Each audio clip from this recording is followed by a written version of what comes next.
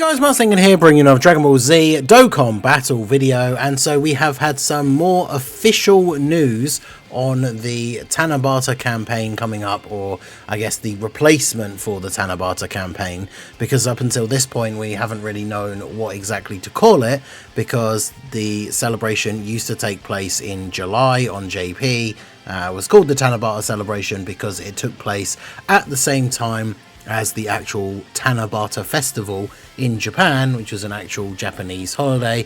So of course, with it moving to a different point of the year, it was obviously not going to be called that anymore.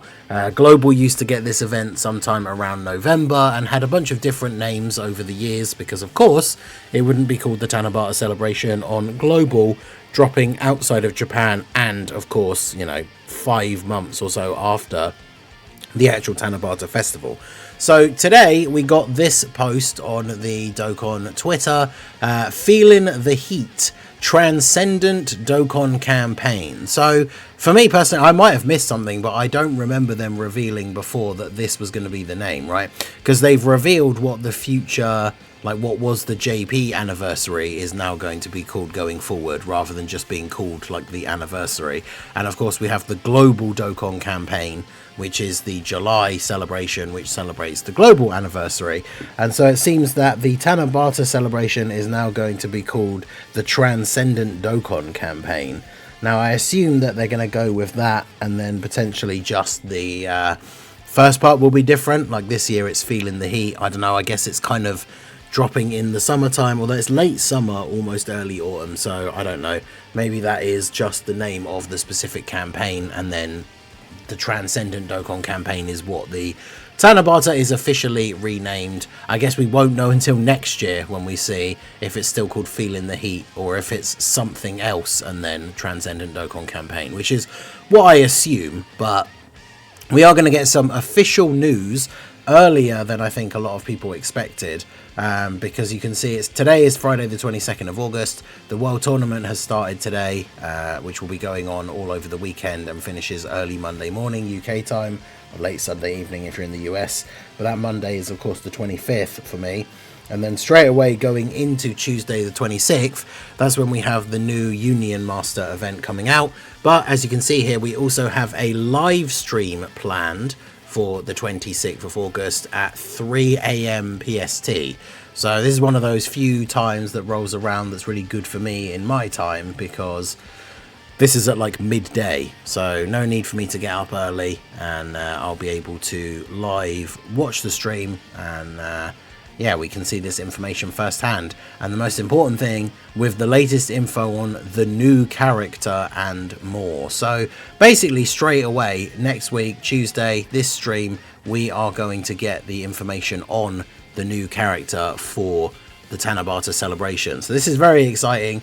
It is kind of crazy when you think about the most recent like scheduling for Dokkan with the Global Dokkan campaign, because essentially the Global Dokkan campaign replaces the worldwide celebration, moves a little bit earlier up in the calendar so that it can celebrate the global anniversary. But like the worldwide celebration and the anniversary itself in like February, it was of course Dokkan X Carnival in part 1 and part 2, so 4 new LRs. And then of course we got the EX part, which essentially did replace the beginning of August Dokkan Festival, but rather than being another random filler Dokkan Fest TUR, was another Dokkan Fest LR. So I know a lot of people are feeling the squeeze on the old Dragonstone collection here, with 5 premium LRs releasing only, you know, a short while ago. And now we see here, if they're doing this stream with the reveal of the character and everything, then chances are the celebration, if this is on Tuesday, the celebration will potentially have started by the end of the week. So this is going to be another Dokkan Fest LR coming out within like a week from now, which is kind of crazy. Like, I don't know about everybody else, but I think I've got like 300 stones currently or something. So yeah, it'd be interesting to see how that goes. I guess with the timing of them releasing it, the 30th of the month will of course be Dokkan Day, so we should get some free tickets for the banner. But yeah, it's gonna be a bit of a squeeze, I think, for a lot of people to summon for this unit. I mean, realistically, as we talk about a lot when we come to summon or skip and things like that, When it comes to free-to-play players or people who are, you spend a little bit here and there, but not a lot, like a couple of dollars a month, $5-10 maybe. You shouldn't really be summoning on every banner. You got to be saving for these big banners, like now basically the anniversary and the GDC. So Tanabata, especially coming so soon after one of those big celebrations, unfortunately for a lot of people is going to kind of have to be a skip out of necessity more so than judging whether the unit is good or not. But anyway, we've got this post. If this post gets enough reposts and likes, you can get the Dragon Stones and other rewards. This was posted a couple of hours ago at the time of recording, so I'm just going to like and retweet that. And everyone will get 3 stones and an Elder Kai. Let's go. Now, obviously, the stream, we don't know exactly what it's going to be, what the format will be. Tanabata's not as big of a celebration as the anniversary or the GDC, but there potentially will be some stuff like stones based on the number of people that are watching the stream. Is something that they do very regularly. So we could potentially get some extra bits here and there from the stream itself, but we'll obviously have to wait and see as that progresses. So Tanabata, the Transcendent Dokkan campaign, going to be starting very soon. Obviously we know we have the memorial stones for this celebration confirmed. The cutoff point for earning these has now ended. This ended yesterday, so any stones spent up until yesterday will have been included, and then obviously for every 50 stones spent throughout this previous year, you get one of these memorial stones, and then they can either be, well, they can be traded in for tickets.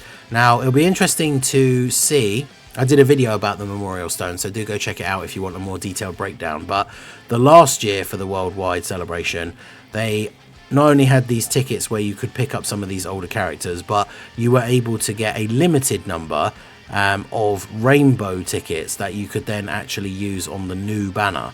So if they do that for this celebration going into the Tanabata replacement, that means that a few of your memorial stones, I think it was limited to being able to get like 21 tickets, but you'll be able to use some of these memorial stones to get rainbow tickets, which you can then use to summon for the actual brand new Tanabata LR, which, obviously not everyone's going to pull the new LR off of those tickets, but just like we always say with these free tickets for Dokkan Day and things like that, free summons are always good to have.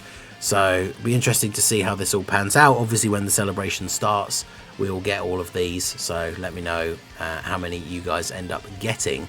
But then the only other question that remains, which I guess we just have to wait until Tuesday now to find out, is what will the theme of the celebration be? I do wonder, now that they've announced this and they're just straight up saying, right, like, we're going to give you the information on Tuesday. World Tournament is going on until Monday, so the game is quote unquote busy. I guess, obviously for people who don't care about the World Tournament, not so much. But it does make me wonder whether they will post any teasers or hints or anything like that, because I assume probably not, if they're just, World Tournament goes on till Monday, and then Tuesday, boom, we get a full-on live stream with the character information. I'm not expecting to see any kind of teasers or anything like that, so it's very much just going to have to be a wait until the stream to find out exactly what's going on, which is fine. It's nice to know that that information is coming, like 100%. So, be looking forward to that. I'll be streaming it. But yeah, when it comes to the Tanabata units themselves, I brought up the last 2 that we've got on here, which is obviously the Tech UI Goku, who on release was obviously incredibly good. Unit that introduced the ability to cancel out dodge from enemy fights, which of course was very interesting in the meta at the time. Obviously now we have the Gohan that disables dodge from the blue zone. Other than that, not really super relevant fights. He's kind of aged a little bit. He very much is a character that is relying on dodge, but that is sort of typical for a UI Goku character. But he was good, and he had value for, I would say, definitely longer. I mean, he's definitely still usable now, right? And with the buff that he gives with the domain and everything, you can still very much use him on teams. And then of course the year before him was when we got the LR full power Super Saiyan 4 Goku, who yeah, this guy aged very, very quickly, especially for global when he released, and essentially was outdated on release, because of course he came out after the worldwide celebration for global, and that was the year that we got the future worldwide celebration with the terrible Zamasu fight as the hardest boss in the game that had the AoEs, and this guy just got absolutely, like, as a unit that was having to go in slot 1, would just get absolutely demolished by Zamasu. So very unfortunate. He is the next Tanabata unit in line for an easy A, because of course the year before him the Tanabata unit was Vegeta and Trunks, who got their easy A recently. So I guess we'll have to see. But I mean, the Tanabata, the history of the quality of the unit has been up and down, right? Because Vegeta and Trunks came out and were arguably the best unit in the game. Because obviously for JP they came out in July. Global was just getting the anniversary that JP had had in February, so there hadn't been a worldwide celebration yet. So compared to the anniversary units that had come out at the end of February, Vegeta and Trunks released in July on JP and were the new best unit in the game. And then this guy came out the next year, and I think he was good at the time for the fight, like the hardest fight that was out when he released. But then, yeah, as soon as the next difficult content came out for the worldwide celebration, he pretty much got aged out, which is very unfortunate. So Tanabata can be hit or miss in terms of the quality of the unit. At the time of the unit's release, they're usually pretty good, pretty impressive, pretty fun to use, but they do have this mixed history of how long they stay relevant in the meta. So I guess in a way that's kind of a bit of a consolation for people who are in that situation where, you know, whether you want to or not, you can't really summon because of the leftover stone situation after the GDC. But I guess that's some small consolation, the fact that these units are probably never must summon, like straight away units.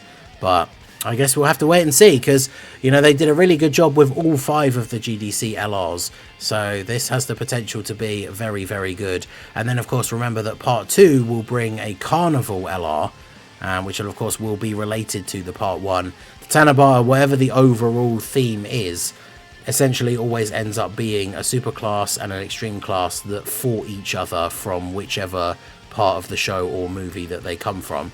Obviously Goku's part 2 was Jiren, this guy's part 2 was Omega. So once we see who the unit is for part 1 from the stream, we probably will be able to guess who the part 2 unit is. But I guess we'll have to wait to the stream to find out all of this information. So let me know what you guys think. What are your thoughts on what the Tanabata is going to be? I might make a separate video just going over some of the popular choices for the theme. I know Daima is of course always going to be on people's minds until it finally comes to the game, but I guess we will find out on Tuesday. So let me know what you guys think down below in the comment section. So that is going to be it for the video, guys. This has been the Master Ningen. Smash that like button, subscribe to the channel if you are new, check out the links down below, and I will see you all again soon. Have a good one.